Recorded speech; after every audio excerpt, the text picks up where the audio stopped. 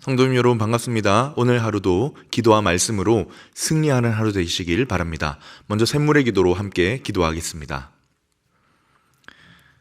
여호와께서 집을 세우지 아니하시면 세우는 자의 수고가 헛되며 여호와께서 성을 지키지 아니하시면 파수꾼의 깨어 있음이 헛되도다. 시편 127편 1절 말씀. 아멘.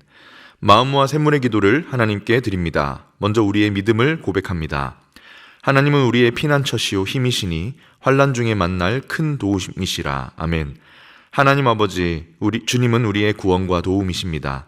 매일의 삶 가운데 우리를 보호하시고 어려운 일을 만날 때 능히 이겨낼 힘과 지혜를 주시는 하나님을 찬양합니다. 세상보다 크신 하나님을 신뢰하오니 환난 가운데 우리를 건져주시고 세상을 두려워하지 않는 믿음을 주옵소서. 예배와 교회를 위해 기도합니다. 우리 주 하나님이여, 영광과 존귀와 권능을 받으시는 것이 합당하오니. 아멘. 우리의 예배를 받으시기 합당하신 하나님, 온 마음과 정성을 다해 하나님을 예배하게 하옵소서. 우리의 모든 예배 가운데 주님을 향한 고백과 기쁨이 넘치도록 성령 하나님 임재하여 주옵소서. 가정과 목장을 위해 기도합니다. 여호와께서 집을 세우지 아니하시면 세우는 자의 수고가 헛되며. 아멘. 하나님 아버지, 샘물의 가정마다 하나님의 사랑과 교훈이 넘치도록 하나님께서 가장이 되어 주옵소서. 목자들을 위해 기도합니다. 예수님을 닮은 목자의 삶과 헌신을 통해 목원들이 예수님을 만나게 하여 주옵소서. 힘들고 어려울 때면 말씀과 기도를 통해 우리의 참된 목자이신 예수님 안에서 위로를 얻는 목자들이 되게 하여 주옵소서. 샘물 성도들을 위해 기도합니다. 그러나 내가 가는 길을 그가 아시나니 그가 나를 단련하신 후에는 내가 순근갑치 되어 나오리라. 아멘. 사랑과 긍휼의 마음으로 우리를 돌보시는 주님, 마음의 근심과 육체의 질병으로 고통 가운데 있는 성도와 그 가족들을 위로하여 주옵소서. 광야 가운데 있는 성도들에게 하나님의 임재와 은혜가 충만히 경험되게 하시고 어려움 중에 있는 이웃에게도 그 은혜를 끼치게 하옵소서. 나라와 선교를 위해 기도합니다. 소망 중에 즐거워하며 환난 중에 참으며 기도에 항상 힘쓰며. 아멘. 세상을 정의와 공의로 통치하시는 하나님, 세상 모든 나라와 위정자들이 하나님을 경외함으로 국민을 돌보게 하옵소서. 선교를 위해 기도합니다. 열방 가운데 주의 교회를 세우는 선교 사역에 부족함이 없도록 선교사들을 도와주옵소서. 이들의 건강과 자녀들을 지켜주시옵고 무엇보다 말씀과 기도에 전념하여 하나님과 늘 동행하게 하여 주옵소서. 오늘도 믿음 안에서 행복한 하루를 주실 주님을 찬양합니다. 예수님의 이름으로 기도합니다. 아멘.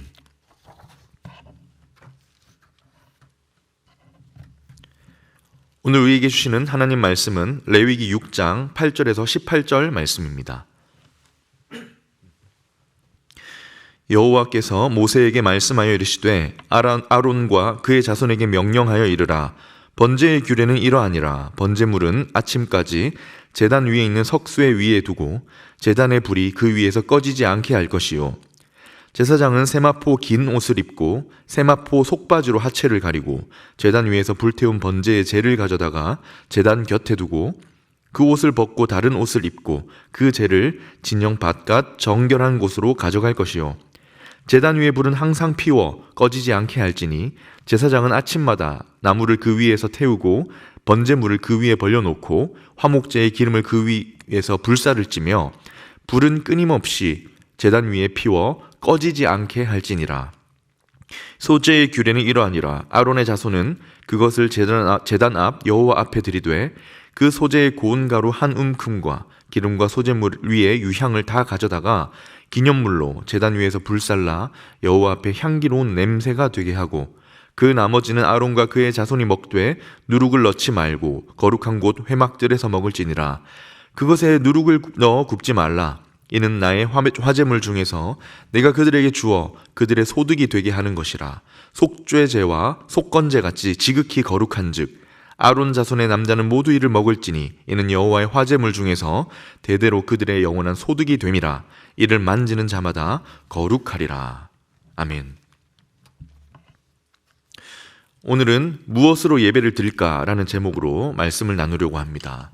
무엇으로 예배를 드릴까? 오늘의 말씀은 예배를 드리는 성도의 자세, 그 성도의 삶의 자세에 대한 내용 말씀입니다. 말씀을 통해 하나님께 우리가 더욱 귀한 자세와 귀한 마음으로 하나님께 예배 드리는 여러분 되시기를 주님의 이름으로 축원합니다.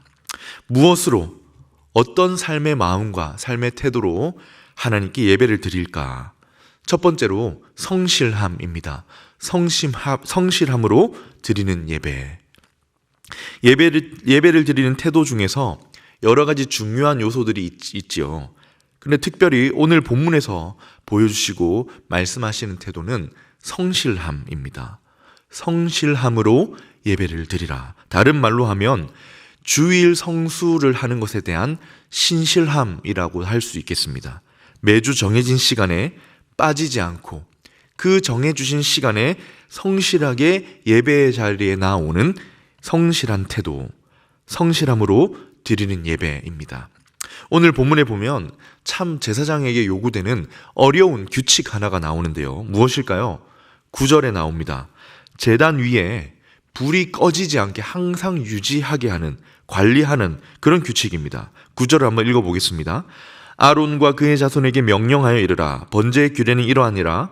번제물은 아침까지 제단 위에 있는 석쇠 위에 두고, 자, 그 다음 뭐라고 하느냐? 제단의 불이 그 위에서 꺼지지 않게 할 것이요. 아론과 레위 사람, 그러니까 이 제사장들, 예배자들에게 주신 규칙이 무엇입니까? 제단의 불이 꺼지지 않게 하라. 12절에 다시 반복합니다. 강조하는 거죠.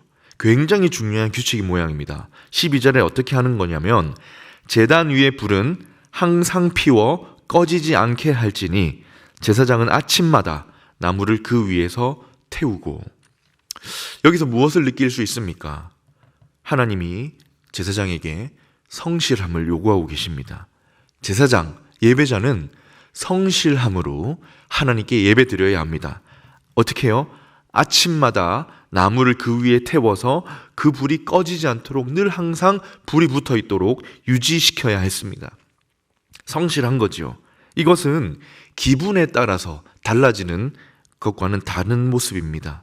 내가 처한 어떤 상황, 내가 처한 어떤 삶의 여건에 따라 달라지는 것과는 완전히 다른 모습이지요. 날씨나 스케줄에 따라 예배 나오기가 용이할 때는 즐겁게 나오지만 바빠지고 피곤하거나 혹 날씨가 굳어서 예배에 나오기 어려울 때는 쉬어가는 그런 예배의 모습이 아닙니다. 성실함으로 내 예배의 자리에 불이 꺼지지 않도록, 내가 앉아서 예배하는 그 자리에 불이 꺼지지 않도록 성실함으로 나와 하나님께 정기적으로 예배드리는 자리를 지키는 것, 이것이 바로 성실함으로 드린 예배입니다. 물론 위급한 순간에 몸이 정말 안 좋아서 나오기 어려울 때에는 고려해야죠. 이것이 또한 자신의 믿음의 영역이 되기도 합니다. 어떤 것을 선택할 것인가. 그리고 한편으로는 우선순위의 영역이기도 합니다. 예배와 그 외의 모든 삶의 요소 가운데 어떤 것을 최우선순위에 둘 것인가. 한번 생각해 보세요. 만약 제사장이 이 불을 꺼뜨리지 않도록 아침마다 나무를 태워야 했습니다. 그런데 아침에 그거보다 더 중요한 일이 생기면, 그거보다 더 중요하게 여기는 우선순위가 하나가 생기면 어떻게 될까요? 그 자리를 아침마다 지키는 것이 힘들어지겠지요.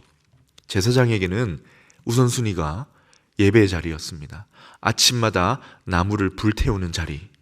우리에게도 정해진 시간, 내 예배의 자리가 정해져 있는데요. 그것을 지키는 것이 우선순위가 되길 바랍니다. 그 예배를 하나님께서 아시고 기쁘게 받으실 줄 믿습니다. 성실함으로 드리는 예배. 두 번째입니다. 무엇으로 예배를 드릴까? 두 번째는 수고로움입니다. 수고로움으로 드리는 예배. 우리가 예배를 드릴 때 요즘은 편리함을 많이 추구하게 되는 것 같아요. 오는 길도 편리해야 하고, 이게 접근성이지요. 주차를 하고 올라오는 길도 편리하길 바랍니다. 예배 시간, 순서 등 우리는 많은 부분에서 편의성을 추구하려는 마음이 있는 것 같습니다. 그런데 오늘 본문을 통해 하나님이 주시는 예배의 태도는 무엇일까요? 수고로움으로 드리는 예배입니다. 내가 수고하여 내가 수고로움을 감수하며 드리는 예배, 편리함이 아닌 수고로움으로 드리는 예배, 번제를 드리는 이 제사장의 모습에서 볼 수 있는데요. 두 가지 모습에서 제사장은 수고로움으로 예배를 드립니다. 하나는 그가 입어야 할 복장, 의복에서, 또 하나는 남은 죄를 처리하는 과정에서 수고로움을 볼 수 있는데요. 먼저 옷부터 보겠습니다. 10절, 11절에 나오는데 번제를 드릴 때 입었던 옷이 있겠죠. 드린 후에 그 남은 죄를 처리하는 과정에서, 또 그 마지막으로 죄를 버리러 가는 길에 각각 계속 옷을 갈아입어야만 했습니다. 말씀에서 확인해 보겠습니다. 제사장은 세마포 긴 옷을 입고, 이때는 번제를 드린 후 죄를 처리하는 과정입니다. 제사장은 세마포 긴 옷을 입고 세마포 속바지로 하체를 가리고 제단 위에서 불태운 번제의 재를 가져다가 제단 곁에 두고, 그 옷을 벗고 다른 옷을 입고 그 재를 진영 바깥 정결한 곳으로 가져갈 것이요. 계속 옷을 그 때에 맞추어 갈아입어야 되는 수고로움을 보여주고 있습니다. 그냥 우리처럼 티셔츠 한 장 갈아입는 정도가 아닙니다. 번제를 준비하고 번제를 태워드리는 과정에서 제사장의 의복을 입었겠지요. 그리고 남은 죄를 처리하는 과정에서는 그 옷을 갈아입어 세마포로 된 긴 옷을 입어야 했습니다. 그 타고 남은 죄 위에서 세마포로 된 긴 옷을 입는다. 어떤 사람은 시원한 그 특성을 가진 옷이라 할지 모르겠지만 저는 그렇게 보이진 않습니다. 그렇다면 처음에 번제를 할 때부터 시원한 옷을 입었어도 되겠지요. 그런 것이 아니라 저는 하나님이 정하신 의복을 갈아입고 하나님이 정해주신 적절한 옷으로 갖추어 예배드리는 수고로움을 보여주는 것 같습니다. 그 후에 죄를 버리러 갈 때 또 다른 옷을 갈아입고 가야 합니다. 생각해 보세요. 찬양할 때는 이 옷을 입고, 기도할 때는 저 옷을 입고, 말씀을 들을 때는 또 옷을 갈아입고 예배를 드려야 한다면 얼마나 불편할까요? 주시는 말씀이 무엇입니까? 내 편한 대로, 내 편의대로, 자기 마음대로, 나의 위주에 나에게 맞춰진 예배가 아니라 하나님이 주신 규칙에 맞추어 수고로움으로 드리는 예배를 말씀하십니다. 장소적인 부분에서도 마찬가지예요. 진영 바깥까지 가지고 나가서 폐기해야 했습니다.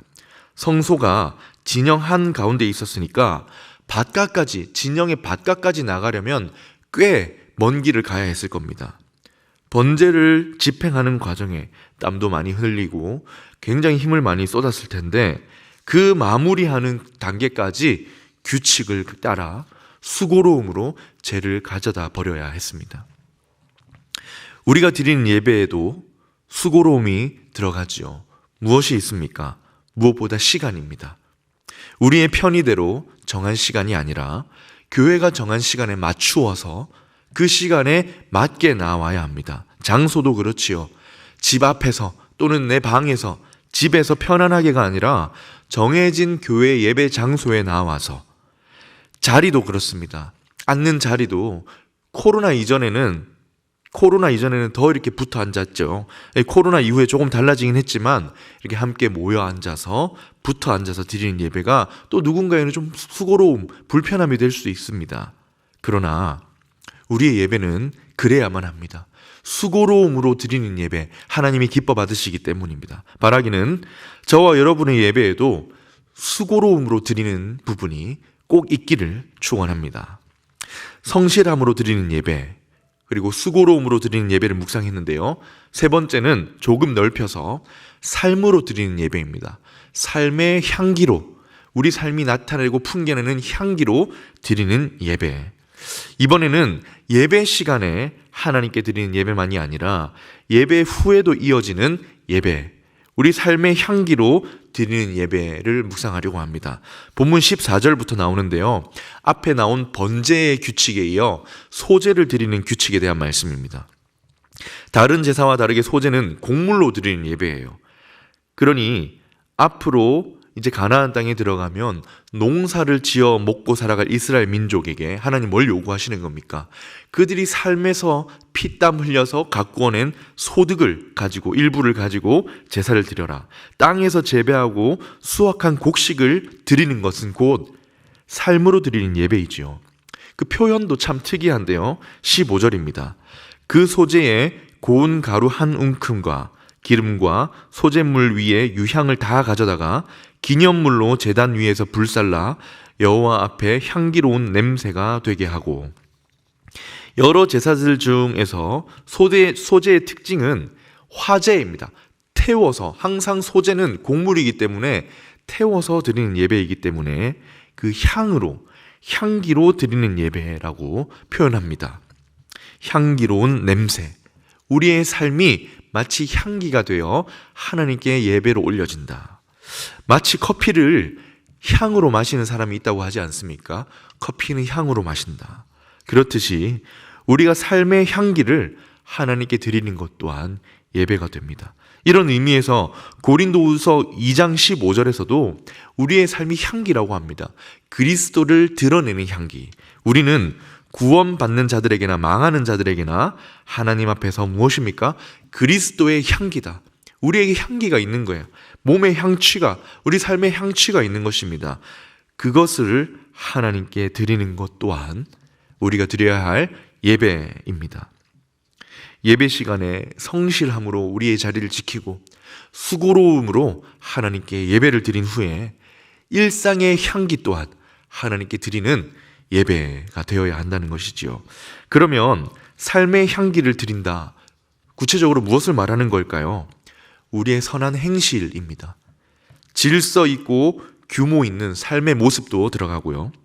따뜻하고 사랑이 가득한 성품을 통해서 우리는 삶에서도 계속해서 예배를 드릴 수 있는 것입니다. 예배 시간에 잘 지켰고 성실하게 예배 시간을 지켰고 수고로움으로 예배를 드렸으니 끝이 아니라 예배를 통해 은혜 받은 그 은혜를 가지고 삶의 향기로 드러내는 예배, 삶에서 흩어지는 향기로운 예배, 하나님이 기뻐하시는 예배가 될 것입니다. 말씀을 오늘 들은 이 하루, 만나는 사람에게 따뜻한 인사말 한마디 건네며 자녀들에게 다정한 마음을 담은 축복의 인사를 나누고 삶에서 하나님을 조금 더 의지하며 기도로 시작하는 멋진 그리스도인의 향기를 한번 피워내어 봅시다. 이것이 하나님 앞에 예배가 되고 하나님이 그 예배를 기뻐 받으실 것입니다. 말씀을 정리합니다. 사랑하는 여러분, 우리의 예배는 무엇을 드리는 예배입니까? 한번 돌아봅시다. 기분에 따라 달라지는 것이 아니라 성실함으로 항상 주신 그 자리를 지키는 예배, 편리함을 위주로 하는 예배가 아니라 수고로움으로 드리는 예배, 그리고 예배 시간만이 아닌 삶에서 삶의 향기로 드리는 예배, 이런 예배를 통해 하나님을 정말 기쁘시게 하는 예배자, 삶의 예배자가 되시기를 우리 주님의 이름으로 축원합니다. 아멘. 말씀을 기억하며 함께 기도하겠습니다. 성실함, 수고로움, 삶의 향기로 예배드리는 귀한 예배자가 되게 해 주시옵소서. 그리고 자녀들에게, 두 번째로 자녀들에게 예배자로서의 그 삶의 모범, 아름다운 모습을 보여주고 전수하는 어른이 되게 해 주시옵소서. 이렇게 두 가지로 기도하신 후에 개인의 기도 제목으로 기도하도록 하겠습니다.